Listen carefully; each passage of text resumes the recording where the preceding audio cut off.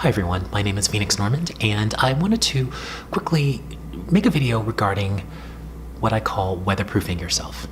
And when I say weatherproofing, it's really about making sure that you're going to be okay as the changes in the market start to happen. It's no secret that we're probably headed into a recession at some point. No one can pinpoint exactly when, but if you're looking at markets, if you're looking at company restructurings, if you're really just paying attention to the news cycle, it's inevitable. I hope we are not getting diluted by the sort of, fanfare around the IPOs, the large tech IPOs, and specifically that are going on. Those are unicorns. So let's be really clear here.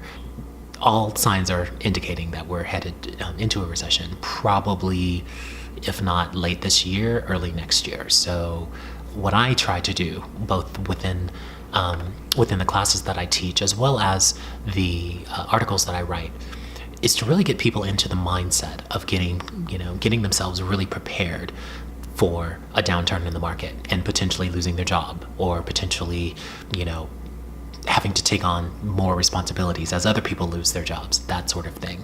So I really want to just sort of bring up 3 points, things that I think you may want to think about to sort of not only get yourself in the mindset, but to actually, create an action plan for yourself so that you will be fine once the sort of darker weather and the darker clouds loom overhead. And the first thing is really vetting an opportunity. A lot of us are looking for new jobs at the moment, and I think what we're falling victim to is how great the market is on paper. Meaning we're kind of really focusing on those jobs with lots of zeros at the end, if you know what I'm saying. Meaning we're focusing, I think, a little too intently on how much a company is paying for a specific role, as opposed to really vetting the role itself for it's sort of comprehensive ability to make you not only a better professional, but to give you opportunities to learn much more than you did when you walked in the door the first day. So, I hope I can clarify my message a little bit if people are taking me specifically as one of those people beating the drum of, you've got to get your money. Yes, you do. Yes, you definitely should be paid commensurate with your contribution, but you also need to look at a job for really what it entails and what it can provide you besides simply compensation. When I look for roles, if the money isn't quite right, that's kind of a check mark, something I tick, with a little bit of side eye. But I'm also looking at what does the opportunity provide me potentially. If I get to partner with a maverick CEO and really kind of dig into their thought process and learn, deeply about the business that they've created, really understand their process, really understand their ethos, and watch that in play, that then allows me to learn. I get to really have a bird's eye view, direct conversations, etc., to really learn how they did it and really understand why and all of the players that are involved and kind of the maturation of the company. That's delicious information. I really hope you understand that. That's delicious information that most people don't get in other positions, for instance. So as an executive assistant to a CEO, typically, I've learned for the last 27 years so much that I've actually applied to my own business, and it's been a fantastic obviously journey, but also a fantastic opportunity with each individual CEO that I've supported. And because of that, it's made me incredibly savvy, both as an executive assistant. So I can remember my very first job up to my most recent role, where I'm night and day. I don't even recognize myself if I were to look at myself on paper, just because I've learned so much along the way in those 27 years that I've now applied to my own business quite successfully, because I've already bumped my heads. I've watched CEOs bump their heads. I've watched things go well, things go poorly, that sort of thing. So again, when you're looking at particular opportunities, you have to make sure that the opportunity provides you the ability to learn a ton. And to me, that is a lot worth, I think, a lot more than, an additional $10,000 or $15,000 here or there. Now, obviously, I'm a big advocate of negotiating your worth. So if you know that you're dope, then by all means negotiate accordingly. But don't next a job simply because it's paying you, 10, 15, even $20,000 less than what you had hoped. If the opportunity provides you an expansive amount of learning and the ability to really watch someone in action and learn and take notes and really apply that to your career going forward. Number 2 is side hustle. So Tribe U, which I teach around the world, is a side hustle. It's been so since its inception, and it's grown. But it's grown organically, and I've done that by design, meaning I took all of the knowledge that I had, all of the sort of information I got, the sort of hard knocks that I've had, the the lessons that I learned from the CEOs that I've supported, and I created my own business around helping other executive assistants achieve at the level that I've achieved over those years, but hopefully to do it exponentially faster and to give the type of information and the type of strategy based on the learnings that I got from supporting all of those CEOs, where they can easily become a resource for specific CEOs or C-suites or even just executives at whatever level. And the idea around that is what EAs typically lack is the confidence, the sort of strategy, as well as the language, if you will, of what their executives are speaking and how they're acting and kind of the players, etc. So that expertise allowed me to start my own side hustle. Now, the gig economy, which is the official branding, is a thing. And to be honest with you, that's part of the weatherproofing that I'm talking about. It would behoove you in some way, shape, or form to figure out a way to make passive income. And passive income is that income where you're basically asleep and you're making dollars. It's a beautiful thing. So if you're an engineer or if you're someone with, just a great idea and you want to bring that to fruition in some way, you should definitely do that. One, because it allows you to have passive income that you can either stash away, pay for college, admission, pay for, the new car that you want, that sort of thing. But it also gives you an opportunity to be sort of a CEO of your own and to really understand what other CEOs go through and get in that mindset of, this is my business outside of the business that I'm working with, or this is the business within the business that I'm working with. I approach my role as an executive assistant to a CEO as a business. I am my own sort of special entity that chooses to work with a CEO. My brand is attached to the success of the person that I'm supporting. So it's really, really important that my brand shines and excels. So that's kind of how, when I'm an executive assistant, that's how I approach my role. Not as my CEO's help or, the helper or that kind of insanity. That's not a successful mindset to me.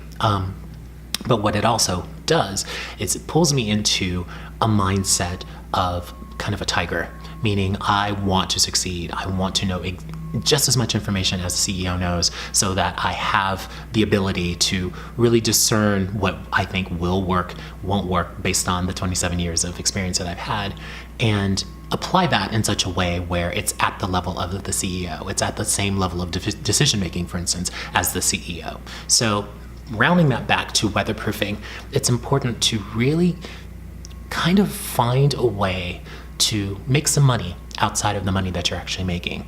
And you can look at it as a supplemental income if you want to, but I also look at it as potentially an opportunity to branch off into doing something completely on your own for a number of years. For instance, my side hustles have allowed me the opportunity to leave a company kind of sight unseen, meaning, here's your 2 weeks, I'm out, that sort of thing, because I have passive income, and it allows me to really, take a break and take an exhale. Executive assistants burn out. It's just the way it is. CEOs burn out, but they unfortunately don't have the luxury of taking, a 2 or 3 month break before taking their next role.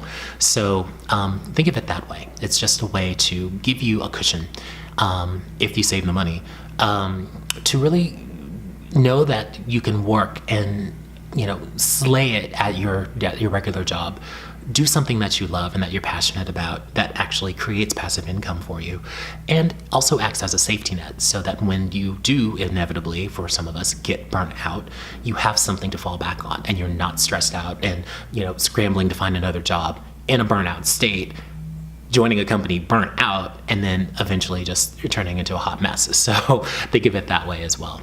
And then the third thing I want to talk about is education. I know I beat the drum about it. I will continue to beat the drum about it because it's really what's going to save us as the market changes and as things go a little bit pear-shaped. And I'm kind of anticipating that. I've been pretty accurate, you guys, so listen to me. So education is everything. Right now, for instance, I just finished a class in AI. I just re-enrolled in a deep learning, 3-month deep learning course. Because I'm a big fat geek, first of all, but I want to know what's coming. I know that AI is, a buzzword right now, but it's here, and I want to know. I want to be able to speak intelligently about it. I want to have a comprehensive knowledge about it so that it's something that doesn't scare people. Since I go and I educate people around the world, or kind of teach and mentor, that sort of thing, I want to be able to speak to them and put it in bite-sized pieces so that it's less of a scary beast and more of an opportunity to be ahead of the game just enough so that when AI becomes a little bit more ubiquitous within companies, you're not behind the learning curve. You're actually well ahead of it. So that's my own personal story with the education thing. But, I have to tell you, you really have to keep learning. I'm about to be 50 years old, and I'm still learning like I was, first year of college. I love just grasping new concepts, and I love the debate and the discourse and really sort of getting my hands dirty, up to elbows and things that I don't understand, because that allows me to sort of stay fresh and to stay engaged and to really actually see opportunities for improvement in processes. Since I support CEOs, I can look at a process, and because of the learning that I continue to do, I can actually start poking holes in theories or making suggestions about things that I see or that I learned during a course or whatever, where I'm just like, well, actually, you may want to consider this, that sort of thing. So it's really important, again, to not only for yourself to continue to learn and educate yourself and to stay fresh and to stay engaged and stay focused, but also to, again, be able to talk the talk. There's a lot of talk on LinkedIn. There's a lot of people posting memes and all this other stuff and opinions about things they have no freaking clue that they're talking about. And that's not sexy to me. Anything that I talk about, I've probably studied to death or researched in some way. Doesn't mean I'm an expert, but it does mean that I've taken the time to educate myself and learn what it is that I'm talking about. And that, to me, I think is sexy. And it also allows you to weatherproof yourself, because think about it. I'm kind of gonna admit it. I really kind of want to be an engineer. I know everyone's gonna be like, what? I kind of enjoy it. Having worked with them for many, many years, and kind of done a little bit of coding. I might know a little bit about Ruby on Rails. I'm kind of digging it. And with AI starting to actually take hold, I feel myself being, pulled in that direction. Like maybe I'm going to be an AI integration specialist at some point, or maybe, I'm able to be way ahead of the curve with bringing AI to companies I support, or, even companies that I counsel and CEOs that I actually have a part of my client list for my coaching, new CEOs, that sort of thing. So that's really what I'm talking about when I talk about education, and also the whole weatherproofing phenomenon. Educating yourself, having a side hustle, which sort of teaches you how to think in a different way and to approach situations, top down as opposed to bottom up, allows you, again, to get into a mindset of a boss and to be a boss of your own, even if you have to work for a boss, if that makes any sense. So again, number one, really vet an opportunity. Don't just look at the money. The money's good, don't get me wrong, but money goes away. But education lasts forever. Number two, find a side hustle. We're experts in many ways that we may not even realize. So, think about the things that you do really, really well. Think about the things that you could really consider yourself an expert at. Think of the things that you've done for many, many years and you found ways to make it better, make it faster, make it more efficient, that sort of thing. And, let the world know. Podcast, great way. Throw up a class, just, you never know. I did like 2 glasses of champagne. I threw up a class on LinkedIn. Next thing you know, I have a freaking business. It's crazy. And then last thing, education. Continue to educate yourself. Continue to strive for more. And all of those things, when you look at them in aggregate, will create a weatherproofing for you that will allow you to be okay when the market downturn happens. And it is coming. I swear to you it is. Don't want to be an alarmist. I'm just trying to keep it real. That's what I do. So thank you again. And I look forward to talking with you in the next video.